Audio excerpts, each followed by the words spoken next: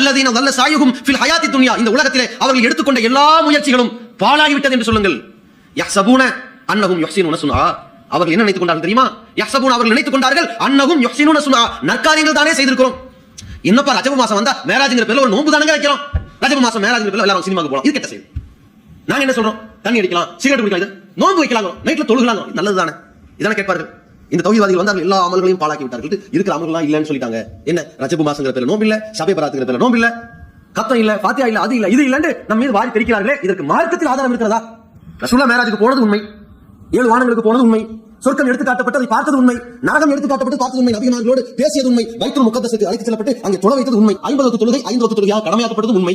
இதையெல்லாம் நாம் மறுக்கவில்லை. அந்த நாளை முன்னிட்டு இரவில் ஒரு புதிய ஒரு தொழுகை, தஸ்பீஹ் தொழுகை, 300 தஸ்பீஹ்கள் அதில் சொல்லப்பட வேண்டும் என்று உண்டாக்கி இருக்கிறார்களே, அதற்கு ஆதாரம் இருக்கிறதா? இல்லை.